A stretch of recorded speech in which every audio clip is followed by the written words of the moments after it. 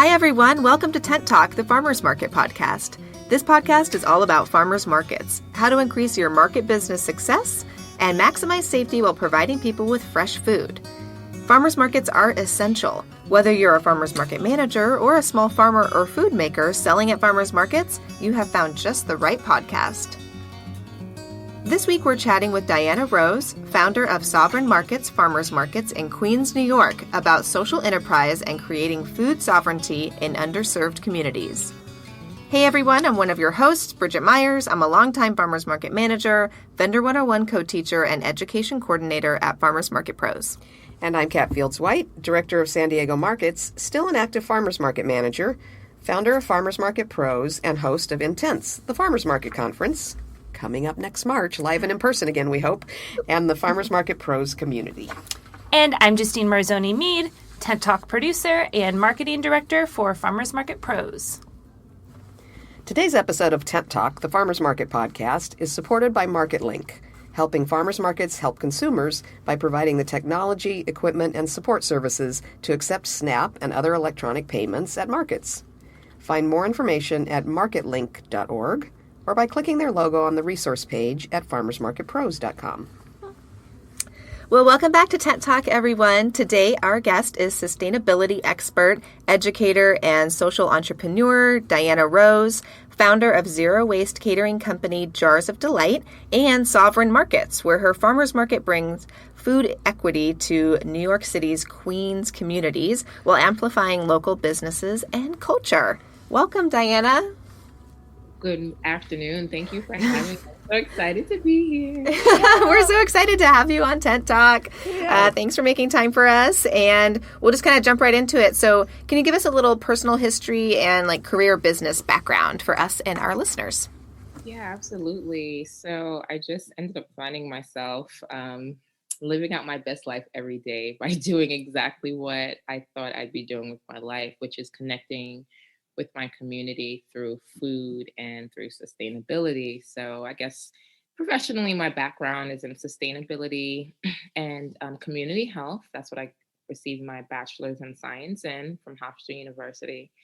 And it's funny because I was a pre-med major first because I thought, of course, I wanted to be a doctor, but I took a course in chronic and communicable diseases. And I saw so much reflection in what I was learning in that class.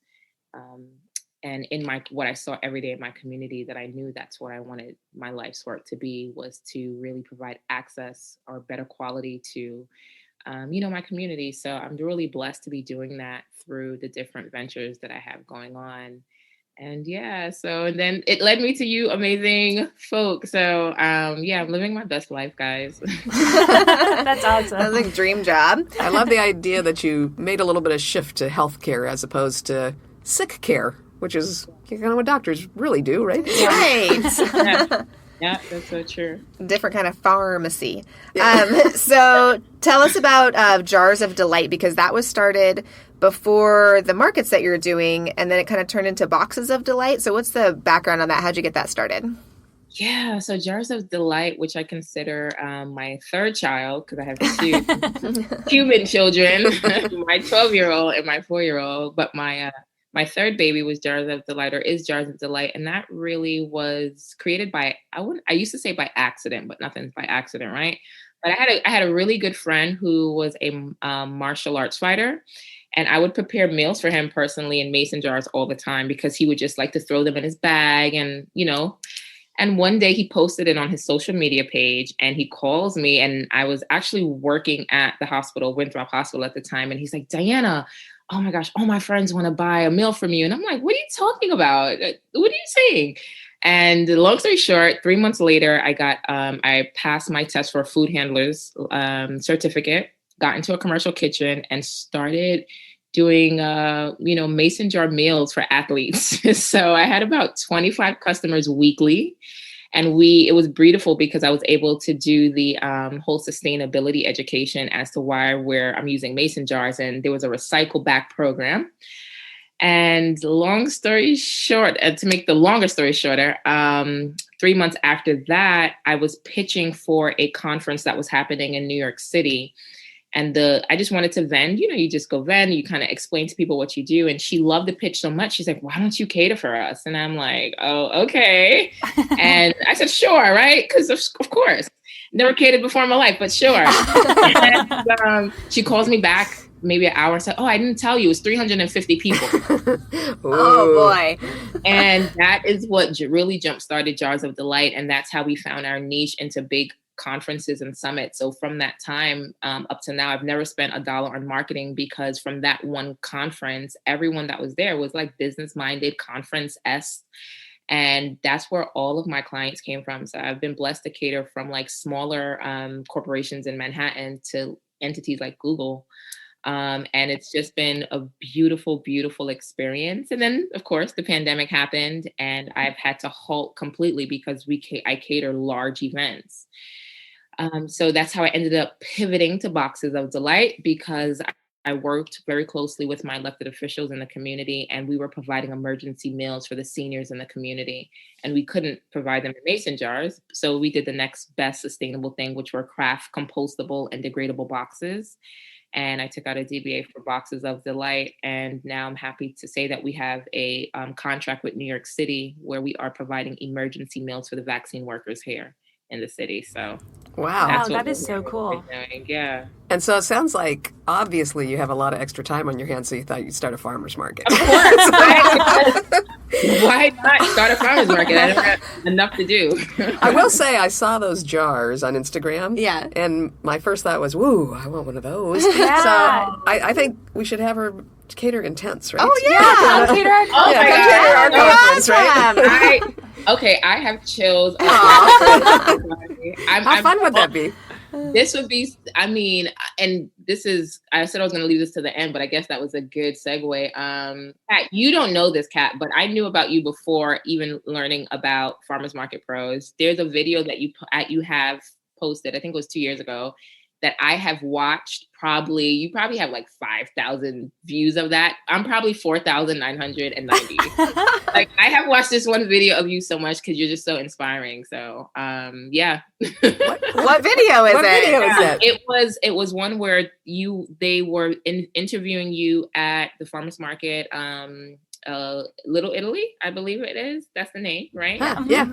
And you were just kind of explaining to them the essence of a farmer's market and they were asking you what makes a good farmer's market. Interesting. And it was just so good. And I had my whole team watch over and over and over again with notes. So if we were to cater in tents, that would be like a dream. So. Oh, we're going to have to keep talking about this. I do kind of feel bad though about bringing Dianna out to San Diego and making her work. Yeah, that's true. She We'll can direct. also We'll have a give her good a time. team. We'll give her a team to direct. Yes, That's right. And you can we'll have that those fun nights that we have. That's true. That's right. The dog It will is go fun. out. We're working too, but we're having We're going to fun. keep It's talking. working fun. It's working I like this Yeah. idea. Yeah. That's fun. Well, I think that's so cool how you were able to, with Jars of Delight and Boxes of Delight, still, bring in your sustainability thing and give back to those like healthcare workers that, you have that connection with in your healthcare side. Yeah. So it seems like really well aligned. Big circle that just keeps getting bigger. Yeah.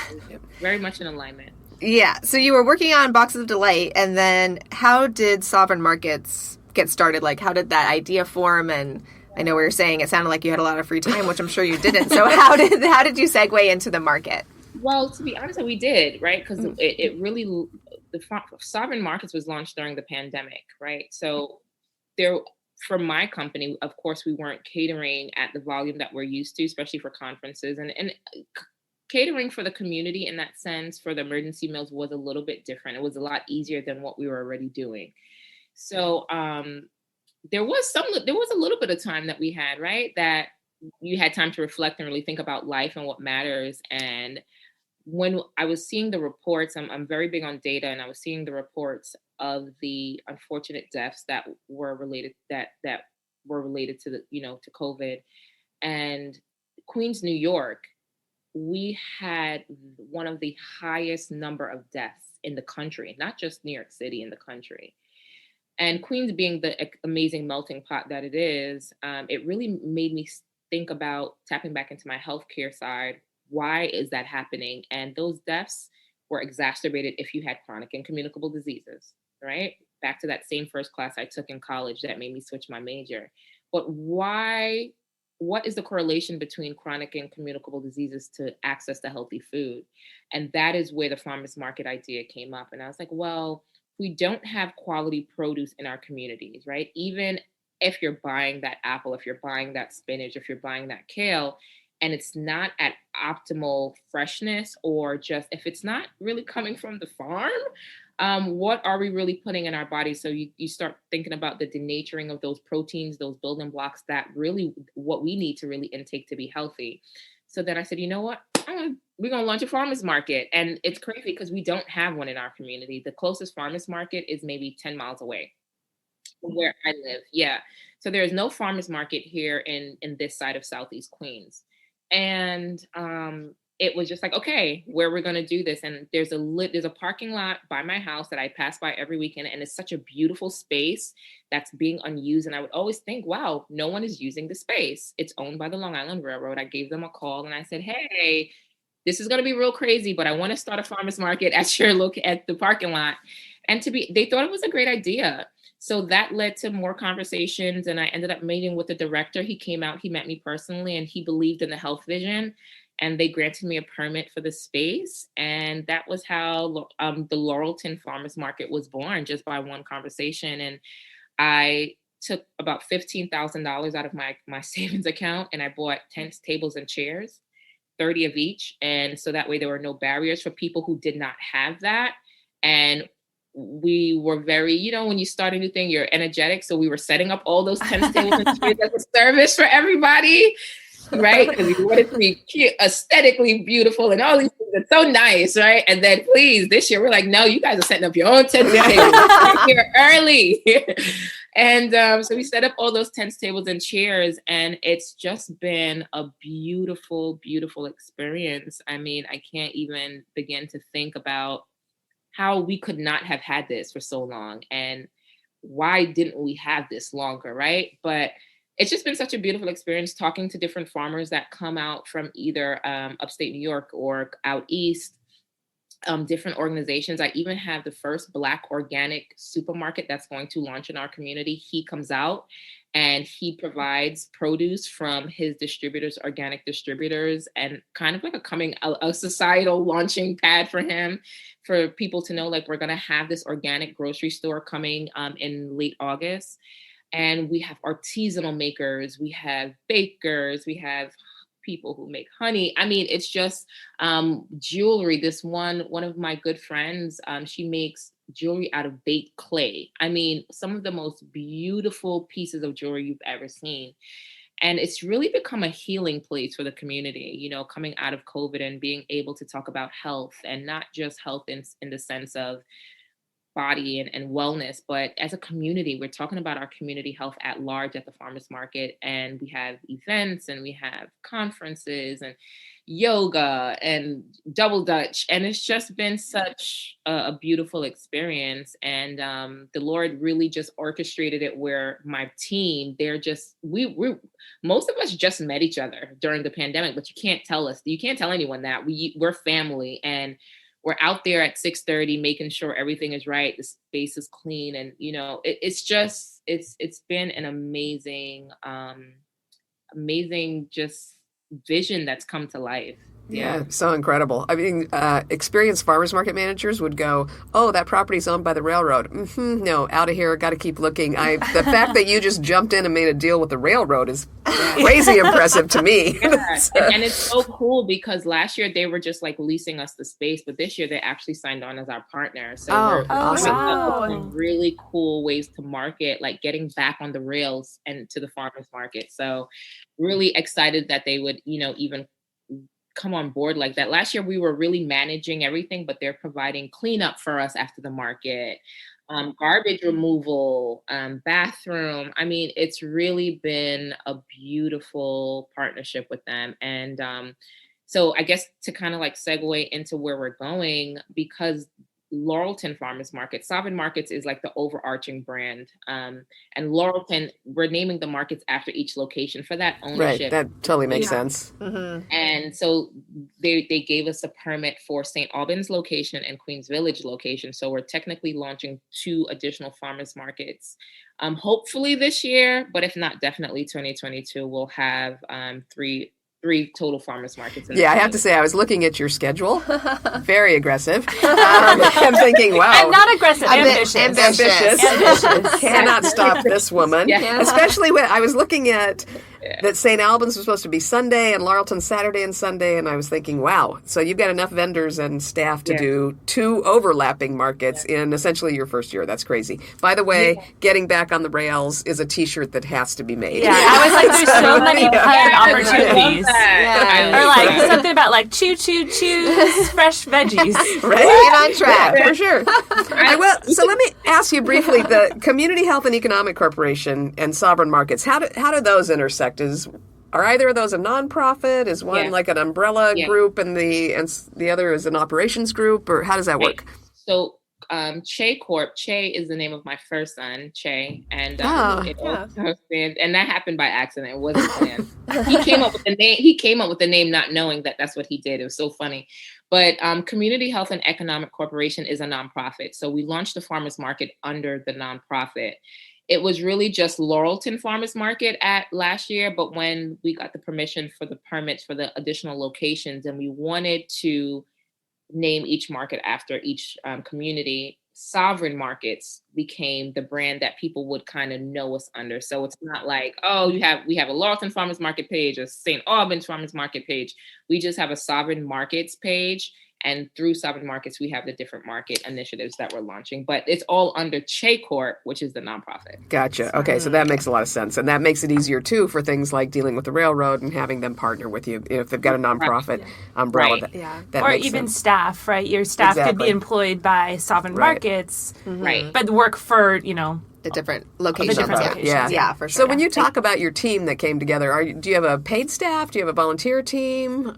So the board right now, of course, the board is the board. We do have a paid market manager for Laurelton. We just hired our first market manager officially. Yay, congrats. Yay, congratulations.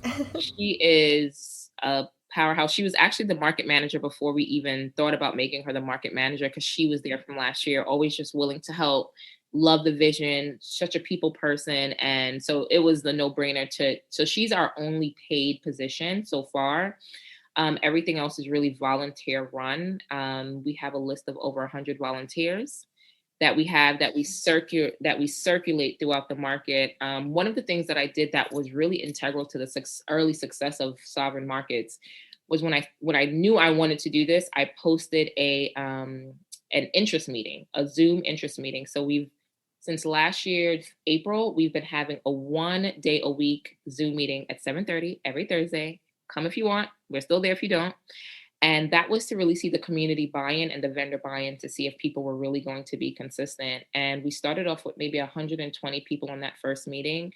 And today we still have about anywhere between 75 to 100 people that join the weekly meetings. And it's not mandatory, but it really builds the community. So when you get to the market, you kind of already know each other. The volunteers feel, there's buy-in, you feel like you're really a part of something that's growing. We ask for suggestions.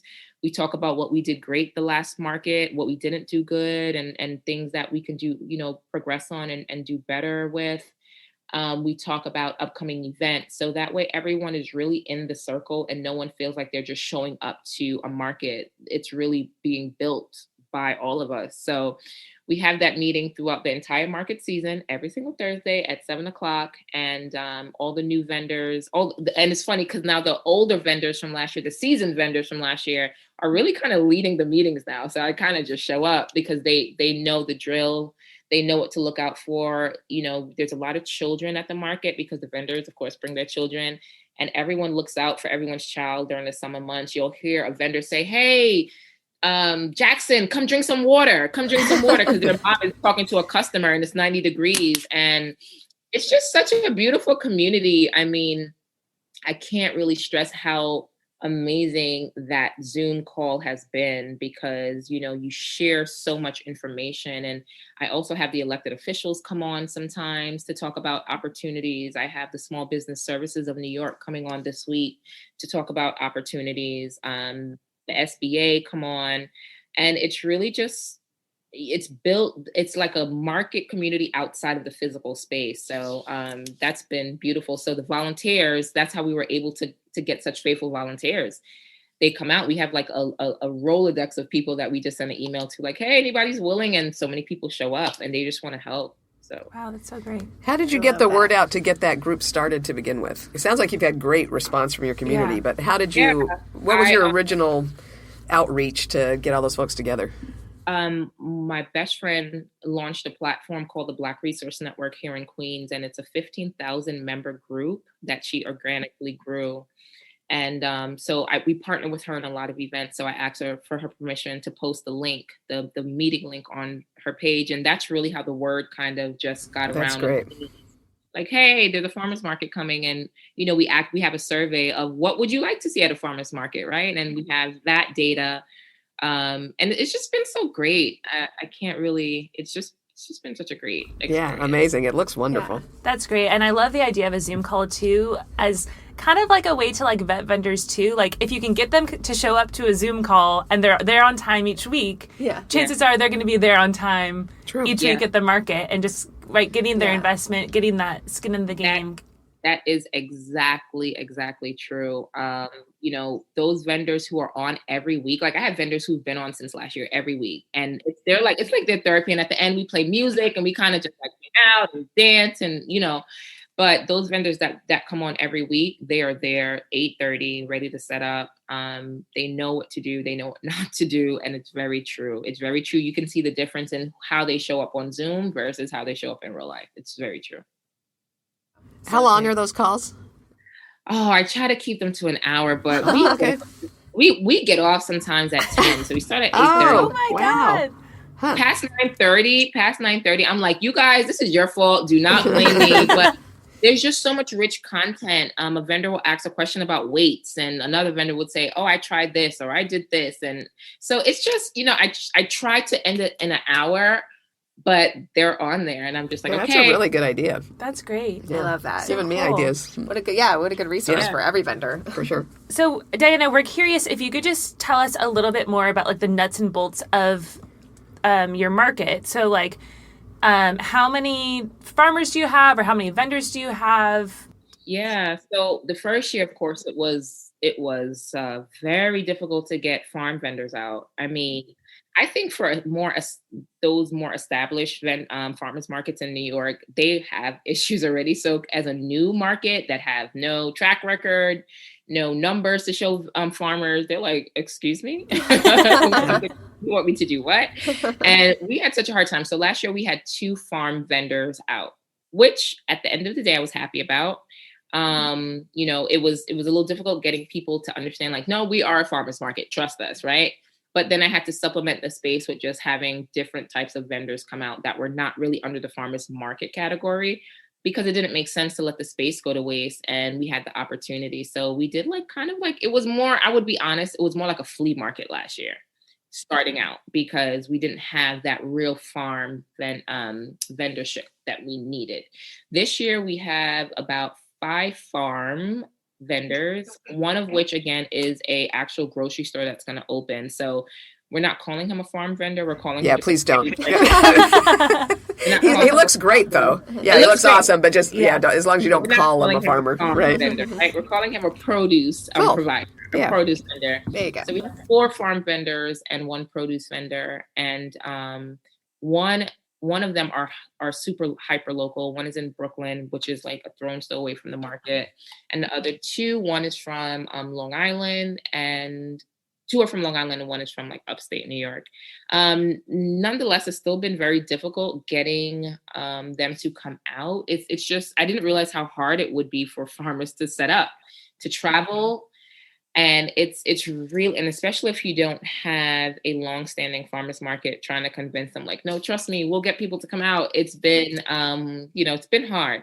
And we have a wild caught seafood vendor. which is great. And we also have a sustainably raised egg, chicken, and beef vendor, Wow. Oh, That's good. great. which is the best steak I've ever had in my life. Yes. And he sells out every time. I mean, he's been so great at the market that it's just been wild. Like, he sells out every single time he's there. By the end of the market day, he's sold out of everything. I mean, once you and have a farm fresh egg, there's no way to go yeah. back to grocery store there eggs, is you know? no- oh my gosh, that is so real. Last night I was at the supermarket because I needed to pick up some things for the house, and I saw the eggs, and I said, I could wait till Saturday. Yeah, right? Yeah. I can wait a few more days. You can never go back. You Yeah, can that's never one of those things that's just so different. Yeah. So now we have, bakers. We have now that the world has opened back and there's no limitations or restrictions on farmers market. We have everything from like a vegan chef that's there, and he does these amazing vegan meals. We have a Jamaican food vendor there that does authentic jerk chicken and roast corn, and I mean, it's just really turning out into the vision that I saw it last year. It wasn't really there, but this year we're definitely seeing the beauty of what the farmers market is. Yeah, it can take time. Is your mom a vendor? No, my No, mom she doesn't sell that?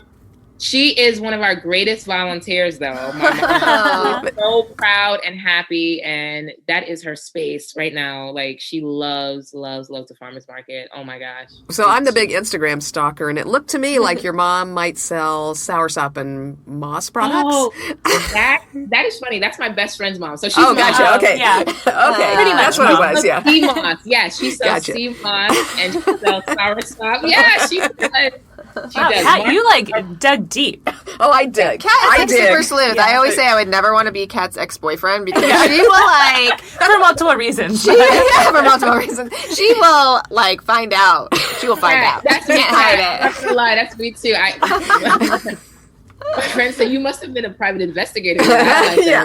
Yes. I mean, Diana was talking about a video that we've never seen before. And she's like, I've watched it 10 times. And we're like, You also sleuthed Kat, so we're good. We're You two guys of are a sleuthing kind, each other. for sure. Yeah, we're channeling each other. Kat. That's right. We got it. We know. I love it. Like, I I love it. literally said to myself when I was watching it, I was like, oh my gosh, she's my best friend in my head. Like, There you go. Perfect. Oh, and I'm so glad you're in my head now, and we can keep that going. that's so great. That's funny. So, Diana, how do you find your vendors? I mean, this is something that even for us, this year, we're looking to open up the final block of our market, and it's a hard time, especially right now, to find vendors. So, how have you done that in the past, and do you have like a kind of a pathway forward of cultivating new vendors? It sounds like you're kind of doing like a little business incubation type of stuff within your Zoom calls. So, yeah, definitely. where do you find these awesome vendors? So in the beginning, for the farms, it was really getting a list of all the farms. Like, we literally went on the New York State Farmers Market Association and like looked at all the farms, and I was calling everyone myself, like, hi, my name is Diana, please come to our farmers market. And of course they're like, oh, we've already booked out for the season, and so all of those heartbreaking no's. So that was really my concentration was on the farm vendors. That was my goal and my focus. To be honest, everyone else I wasn't worried about, because I knew that being really involved in my community, having Jars of Delight, and really Jars of Delight is really known in Southeast Queens. I knew that I wasn't going to have a problem getting other types of vendors. But initially, we just put out again a Google survey and a Google application initially. That was last year, and we said, hey, if you'd like to vend at the farmers market, fill out this Google Doc. And last year we got a lot of people, we got a lot of response, but this year we had over 300 applications. Oh, Wow. good for you. We have 300 applications. Out of those 300, we've only approved about 50. And Because good for you again. yes, we only approved 50 because the other vendors do not have the requirements to vend. I'm not sure if you guys are familiar with pop-ups. Mm-hmm. Yeah, we have So some here. pop-ups are like, just like an event where you come, you have a business, you sell your stuff, right? No one at a pop-up is really asking you for business insurance and all those things. So when they filled the application for the farmers market, they're like, well, I don't have business insurance, or I don't have a food handler's permit, or I don't have a certificate of sales tax authority. What I was like, well, you got to get one to vend here, right? So that's been interesting. So that's why we haven't approved those other 250 vendors. But what we are doing is, like you said, being an incubator space. So partnering with our local elected officials and saying, hey, we have all of these amazing businesses with great business ideas. We need help. So we're partnering with different entities in New York City that can assist them in getting those documentations, right? Getting that information, linking them to the resources. I had one woman today who does organic cotton candy. I want her so bad at the market, but I'm like, okay, let's do this. Come on the call tonight. We have the SBS coming on. We're going to help you get what you need so you can properly vend, right? Because I tell them all the time, I didn't do a farmer's market as a for-profit business to make money. I did it because our community needed it. That's why it's under a nonprofit. So the mission of Sovereign Markets is really to cultivate those businesses, cultivate our community. That's what we do. Community grows here is our motto. So it's not, I'm not helping you by letting you vend at the market if you don't have the required documentation, if you don't have your required licenses. You're not growing. I'm actually stunting your growth because you're not doing it in the right way. So that has been a major thing. And now word of mouth, we have professional photographers at the market every week. So our pictures look great. And now people are sharing those pictures and I'm getting, hey, Dianna, or our Instagram is always blowing up. Our emails are always blowing up with people who want to vend because they come or they visited and they say, this is such a great space. I had such a great time. My cousin does this or my uncle does this. And that's really what it's been. A lot of it is now it's transitioned from actually physically calling people to just word of mouth and referrals. That's so great. I love that. Yeah, so she's doing it right. Yeah. We're just like, Dianna, you're doing so great. You can come teach our class with us. Yeah, I know. That's so if you don't know already, you probably do because you're a stalker like Kat. But we teach an online course called Vendor 101 where we do a lot of these things. Like, hey, you have a great idea, but you can't just like come sell on the side of the street. You need to go through, jump through those hoops so you can set yourself up. I'm on the third episode. Yeah. You sound like I mean, you should have a Vendor 101 program where you are. It sounds like you already do. You're just not calling it that. But that's exactly what you need to do. You need to walk them through so that they can be successful. Yeah. And it sounds from what you're saying is like you're doing such a great job of kind of like helping these people get over these barriers of entry. Like even like, giving them a tent and giving them a table. That's amazing how much that can like really boost up somebody's business. So are you charging like stall fees or rental at the market? So last year, again, going back to that energy that you get when you start something new, you just want to save the world. You're like, oh no, everybody come. Free for everybody. Oh, no. That lasted very, very shortly. But what we did do this year is, so the tents and tables, we charge for the space. We're now renting the tents, tables, chairs we provide at service. But what happened last year is we lost our rental space. So we had a rental partnership with a school that's right across the street from the market, literally 5 steps from the market. They were letting us rent their space across the street, but they're doing complete renovation on that space. Like to store your tents and things. To store our tents. Gotcha. Oh, got it, yeah. Right. Bathrooms and everything. So she said, you know what, let me renovate the whole space so you can have it efficiently. Your vendors can use the bathroom there, all that great stuff. So it's still not ready. So now we're like, oh, what do we do with all these tents, tables, and chairs? So I've hired a local party planning company in the area, and they come to the market. They set up all the tents. They break them down. They haul them away. They bring them back Sunday, put them up, break them down. We give them free food. But the fee that we're charging the vendors for the tents and the tables, I just pass that to him. And we pay him per setup. So I don't have to worry about storage. I don't have to worry about setting up tents in the morning. I get to the market sometimes. What we do is we use a program called Convention Force, and we build out the market. Our manager and I, by Wednesday, Thursday, the map goes out to everybody. Everybody knows where they are. The rental company knows where to put the tents. And sometimes when I get there in the morning, all the tents are already up. Vendors know where to go. There's names on the table. And so on average, we have about anywhere between 25 to 40 vendors.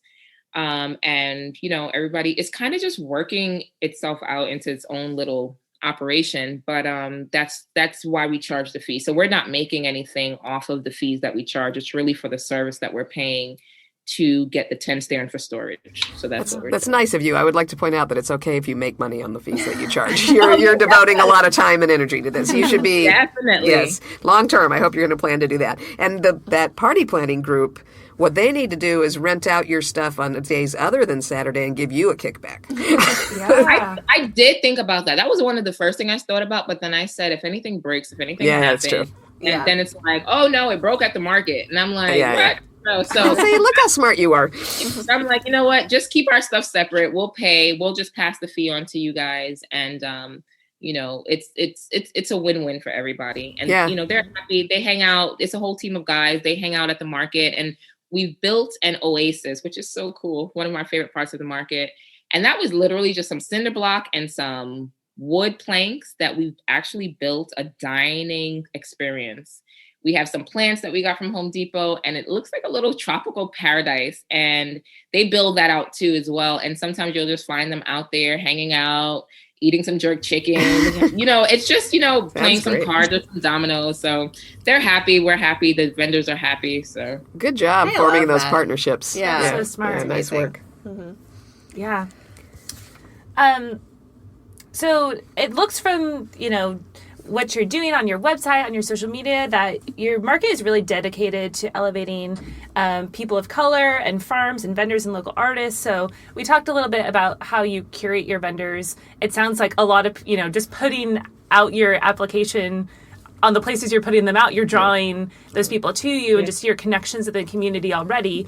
But is there anything on your application that makes it more inclusive than some markets, or is it all just where you're putting your application out and who you're already connected to in your community? I think it's a little bit of both. I think, just in our, on our main page, our landing page, because our website isn't completely built yet. So just on our landing page that we have with the application, right? We talk about communities that are affected by food and social inequities, right? The language on our page, right? We talk about BIPOC, which stands for Black, Indigenous, People of Color. And, we talk about the intention why we're doing this. As we grow with intention in mind, we're dedicated to elevating BIPOC farms, vendors, and local artists. That's all in, on our marketing, on our pages, even the colors that we choose, like our branding colors.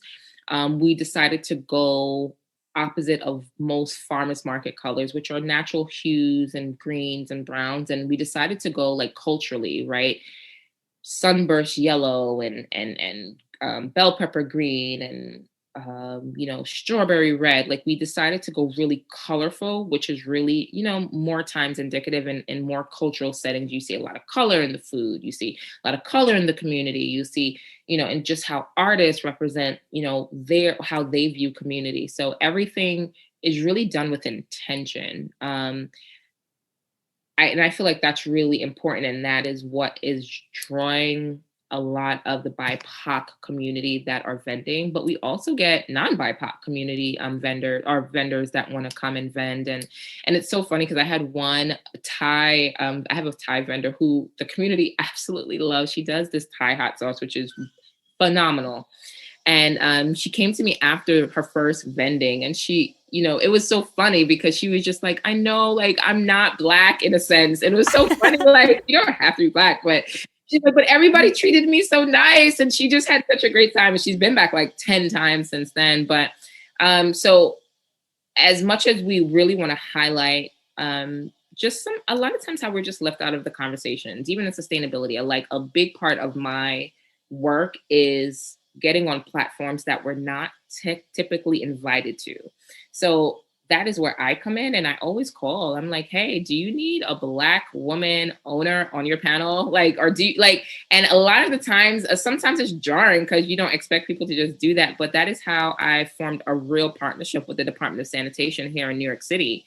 They were having a food waste fair, and I'm like, I am a Black zero waste caterer. Why am I not invited to this conversation? And that just created such a beautiful organic relationship with me and the director there that we just launched the first season of our show called A Voice for Zero Waste. So I'm doing a show with the sanitation department here in New York City and just interviewing different people who are doing the right thing by waste, and whether that's, a community person, whether that's a business or an organization. And I think that is what really draws people to sovereign markets. It's, yes, we are highlighting Black, Indigenous, people of color, but we're also very inclusive to everybody. Like, this is not just like this is not like a Black only club type of thing. It's really, we want to give a voice. We want to give an opportunity for vendors who are so many times marginally and regionally left out of opportunities. That is what draws people, and that is what makes people want to be a part, or volunteer, or vend, or tell someone, or, it's just really, I always tell people, you just got to be there to really experience it, and just feel the love that we all have for one another, and wanting each person to succeed in their own lane. So I think that's really what it is. And I guess that's a long way to say it's a mix of both, yes. Right? But that's really important. And I think you're doing good work in that. When I look at pictures of your market, I say, and I've been to Queens, but it's been quite a few years. I look at it and I say, whoa, there's I don't even see a white spouse there. That's definitely all Black people. I would love to go to that market. Would they feel uncomfortable having me there? Would I be intruding? And when I hear myself saying that inside my head, I'm reminded that we need to be careful with all farmers markets that are majority white, unfortunately, throughout the country, that we're not creating those conversations for Black people and people of color. Would I be welcome there? Would I feel like an intruder? And so we spoke to Shiny Flannery a couple episodes ago. She runs a market up in Portland, and she reminded us that people who are in the majority in their communities need to put themselves in situations where they're not the majority, so that everybody's aware of what everybody's feeling. Yeah. And that's really important, what you're doing there. And good for you. Work the current demand and awareness and call those people up and say, hey, I'm a Black woman business owner, sustainability expert. I need to be in this conversation. And I love that you're doing that. Mm-hmm. And it's worked, but I would say all the time, it's been great. And it's been an opportunity for me now to invite everybody else who is doing the work and saying, hey, there's a platform for this. And, I'd like to invite you to this platform. So it's just so cool. Like I said, I'm really living my best life. And, just being able to just share some of the blessings that I've been afforded through my business alone on this platform through the market it's just like circular, right? It's just, everything is really kind of wefting and just lending to another thing. So it's just been really cool. So I'm curious about the fact that there aren't any farmers markets, or weren't before you started this, within 10 miles of you. So there's a couple of large farmers market organizations in New York City, and none of them have come to your community. Do you know why? Yeah. Have you called them out on that? Or? Oh yeah. Well, actually, I've had green. I mean, it's too late for them now. Obviously, things have happened. You've done it. You got it. They've missed that boat. But before you plunged in and did it yourself. It's interesting. So Down to Earth Markets is one of the larger markets you have, right? And they had one in downtown Jamaica. Oh, okay. They didn't open last year. They weren't open last year, and even the year before that, I go, and it was really like a very tiny. I call it maybe like a farm stand more than like a farmer's market. But and apart from that, that was it. And I don't know. I think it's just the misconceptions that where people that are in BIPOC communities are not going to support farmers markets because the prices tend to be a little bit higher, or for whatever the misconceptions are. And it's so unfortunate, because also as a community, we've become desensitized to that, right? We've become desensitized to seeing what healthy, fresh produce looks like. And just become desensitized to going to supermarkets and picking up whatever's left over. It's been interesting since last year. I've had calls from directors of these very large farmers market organizations wanting to partner and wanting to. Now they're sniffing around. Yeah. Wanting to partner or wanting to collaborate in some regard, or saying, we were thinking about having this market there. I've actually had a woman reach out to me on Instagram, a white woman at that, which made it even more like, wow. She was very upset because she said she was almost in tears because she sees sovereign markets, and she works for a very large farmers market organization here. And she told them that they needed to open up a market in this area. And she said the response was that we're not gonna open up a market out there because it's gonna be a waste of time. Nobody's gonna support it. Nobody's gonna come out. And she was so visibly upset in her message, like, I told them to do this. And it's bittersweet in a sense, because you're happy that you're the first to do it, but then you're like, wait a minute, this whole time we could have been having access to this. Are you kidding me? For sure. So there was a very, very small amount of time that I had to just feel so elated, like, great. And now it's like doing the work. So this was just like a entry into the work that really needs to be done regarding, health access, equity, just food access and food equity and food sovereignty. And that's where the word sovereign markets came from. It came from the plan food sovereignty, because so many times we're called food deserts. So many times we're called food apartheid. Food apartheid. Yeah. Right now we're considered, we're not even looking at the problems anymore. We're just going straight to the solutions, and that's food sovereignty. So that's where the term sovereign markets came out of. Yeah, I love that. And I appreciate I've been watching your markets develop, and I was a little bit concerned, honestly, because it didn't look like there were any farmers there. I'm glad to hear you've got 4 farmers this year. And believe me, I know how hard it is to attract farmers to any market, even big successful markets. So many of our farmers are aging out. Yes. It's just tough to attract farmers. So I'm relieved to hear that you have some farmers there in addition to what looks like a pretty high integrity produce vendor. Not a farmer, but it looks like a good group. And so I was curious when I was looking at it, and it didn't look like you had much in the way of farmers. Why is she calling this a farmer's market versus a community market? And we don't say flea market much around here, but we do say community market for a market that's bringing bakers and artists and people that are cooking together, but that don't have farmers, because we are concerned that farmers markets do represent farmers, give farmers a chance to connect with their communities and that kind of thing. But the more I thought about it, and now especially that I'm hearing that you do have at least a handful of farmers, and I'd love to see you maybe encourage some local urban farmers or some community farms to come out and sell their produce as well. But it's just encouraging to me that you're creating in your community a positive feeling towards the term farmers market, which has not always felt like a welcoming place to people in your community and to BIPOC people. And so the more we can develop, even if it's a farmers market that just has a farmer or two, the more we can develop a strong positive association with that term, the better chance we have to get that fresh food into communities that are experiencing food apartheid and that don't have the opportunity to buy that really, really fresh food.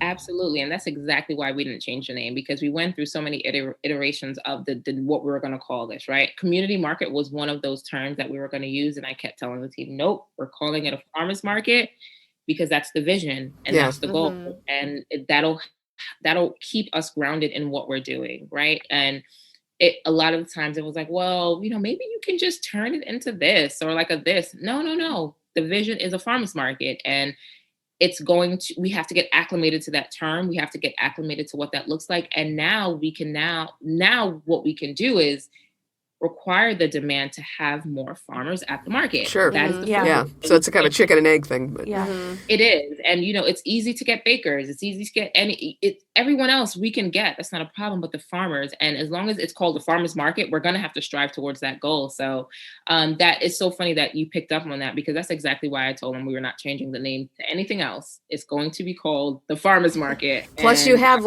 probably the best sign ever. Anybody that's listening, jump up on, is it Sovereign Markets or Laurelton Market that's on Instagram, but jump on there and look at the sign for the Laurelton Farmers Market. It's the best.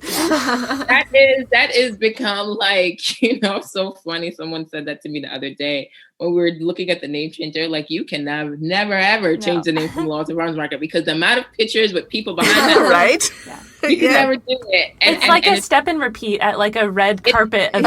It is, for sure. It's so cute. It is, and it was built by the same gentleman who's opening up the produce, the organic supermarket. Oh, wow. And I like this guy. Me too. He looks cool. He's so cool. We opened up August 15th, and he stayed up until maybe 3 a.m. August 15th morning to hammer those letters in that ground. And someone wanted to change it this year. And I said, you will never. I said, we will paint it.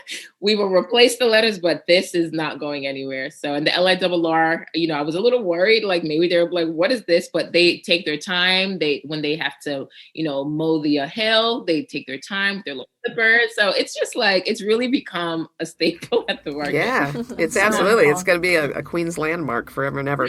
So you've dropped back. So you had a very ambitious, not aggressive, a very ambitious plan. It looked like originally you were going to open St. Albans in like the first part of June, overlapping with your current market. Crazy woman. And it looks like you've dropped back a little bit on that. So is St. Albans now going to be a night market, is what I'm understanding? So no. So St. Albans has been a lot of things. St. Albans, we would have opened up in June, but we've gotten a lot of pushback from the community, from one particular community civic organization in that community, because of the misconception of what a farmer's market is. And that goes back to education. They're like, we don't want this. And I'm like, well, no, we're going to have farm fresh produce, and it's been a lot of back and forth between myself and this organization. And it's so unfortunate because that again is, it's just so unfortunate. So we're still going to open up St. Albans. We're still going to open up Queens Village 2022. In realistically, and this is not, or I keep telling myself, Dianna, this is not a race, it's a journey. No, for sure. So just perfect Laurelton, grow Laurelton, get the farm presence that you want at Laurelton, so that way when you go to another community, you have something tangible to show. We're not opening up a flea market. We're not opening up a clothing stand, which is what a lot of misconception was. Like, we're going to have a lot of clothes and flea market stuff and resold goods. But we want to be able, when people walk into Laurelton, like they understand, like, no, this is the farmer's market. And then next year, we can kind of transition to other markets. That makes so much sense to me. You are not behind. You're still way ahead. You're still way ahead of most folks. You opened a market in a pandemic, no less. Yeah. And it's still thriving the second year in. Most people wait 3 or 4 years, just so you know, to open their second market. Okay, so good. You're racing. You're proving to all those farmers too that these farmers markets can succeed in these neighborhoods. You're not just like convincing your community, and you're not just convincing other farmers market groups. You're telling farmers, like, hey, if you put everything in your truck and you drive all the way down here, you will sell it, and then once it's time to open those other 2 markets, hopefully you'll have more farmers that want to participate because they've seen the success of the Laurelton farmers market. Yeah, that's huge. Is developing that trust and relationship with farmers is a huge part of having long-lasting farmers markets. Mm-hmm. It is. And I think a lot of it too is getting creative. Like, so like, let's say if there's a slower day, because sometimes we do have slower days, particularly on Sunday. Like, we come up with different events. So 2 weeks ago, we had a mango eating competition, and instead of like paying an entrance fee to get in, you had to buy 5 mangoes. Perfect. From one of the vendors, and that was your entrance into it. And then you won $50 if you won the contest. But that was just a way. And he sold 40 mangoes. Great. And it was like, just coming out with different, really fun, healthy activities that we could do around food and food education. And then it was like, okay, now you ate all those mangoes. Why are mangoes healthy, and what nutritional values can you get from mangoes? So it's really just the whole full picture. So we try our best to really sell, the produce. I'm partnering with my good friend at the Black Resource Network, and we'll have like what's called a cash mob. And she'll say, hey guys, we're going to Kat's stall today. Let's sell her completely out. And we have days that people will come specifically for that, and they sell out an entire vendor. So, we try to do everything that we can to make sure, the vendors are happy through sales. So that's I love that. That's so a fun idea. Yeah. I like that. Yeah. Yeah. You sound like you're doing great. Yeah. So the night market was actually, everyone's like, oh, it'd be so nice to have a night market. And I asked the LIRR, and of course they said yes. And so now we're going to have 1 night market a month for the whole season. So the start of it will be this Sunday, which we're really excited about. And it's going to be beautiful. We have like 1,000 yards of light that we're lighting up. And it's just going to be a beautiful night of entertainment and jazz. And some just really cool music, and just, just some bistro table that you can sit and order some food from one of the vendors. So that's happening once a month for the rest of the season. Oh, that's great. Very cool. Yeah, good way to keep it going and keep the energy up there. Yeah. Well, this has been the best conversation. Yeah, I love it. Thank you ever. so much. Yeah. We're going to take this and just put this whole episode in our Vendor 101 because you have so much great information for new market managers and vendors. And that's my goal, is to get back to New York in the next year, and I will come out there. What's your season at Laurelton? You have to let me know. Oh, yeah, for sure. Yeah. Because we're best friends. She'll find out, Kat. Yeah, If you are coming to New York, You guys she's don't have gonna- to tell each other anything because you guys will both just know. That's right. Stalking each Both other. be stalking each other. It literally was like, oh my gosh, I'm watching her. I'm like, oh my gosh, she's my best friend. I love this. So what is your season for the Laurelton market? We are May until November. Do you, versus opening a second market, have you had any thoughts about just going year round with your current market? I did. I know it's a bear with weather in New York, but Weather, Union Square, they're out there in the snow. It's the weather, which was like, everyone was like, well, so what we did do after we closed the season last year, we closed last year October 31st. This year we're going to November because everyone's like, oh, the fall is coming up. We need to do something for the fall. So we'll have a fall harvest for the last market day for this year. But we opened up a 2-day market event, what's called Winter Village at Laurelton Farmers Market in December. And the Lord saw fit to give us 69-degree day when we opened up last year. Nice. So this year we'll end November 7th, and then we'll also do Winter Village in December. So it's just a weekend day. All the vendors come back out, sell their baked goods, and they're really cool Christmas-esque type of products. And it's a 2-day event, and people can shop locally and support their local business economy. And, we have Santa Claus and pictures, and we create like this whole aesthetic for Christmas. So that's something that we do as well. So it went well, but I don't think it would last throughout the whole year to have a farmer's market year long unless we had a space that was covered. So covered, yeah, it's tough, I know. But the beautiful thing about what's happened at the farmers market, because I don't have anything else to do besides take care of my 12-year-old, my 4-year-old, and cater.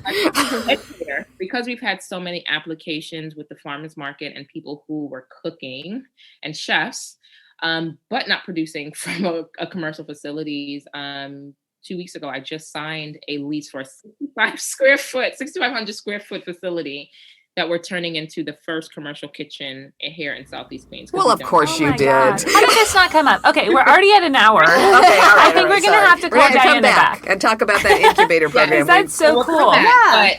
And Kat's been dreaming of opening a commercial kitchen herself for years. I have for and years. This is like, and I wish somebody else would do this. So That's right. Pat, let's do it. We do it. Well, let's do a chain. A bi-coastal commercial kitchen. That's right. National chain of incubators. That is so cool, though. I love it. Perfect. This has been a really good conversation. This is not going to be the last you hear of us or we hear from you, I can tell. We'll be talking about that jars catered at the conference, and we will be coming out to see you too. So thanks for being with us, Dianna. Thank you so much, Dianna. We'll talk to you very soon. Have fun on Sunday. Today's episode of Tent Talk, the Farmers Market podcast, is supported by MarketLink, helping farmers markets help consumers by providing the technology, equipment, and support services to accept SNAP and other electronic payments at markets. Find more information at marketlink.org or by clicking their logo on the resource page at farmersmarketpros.com.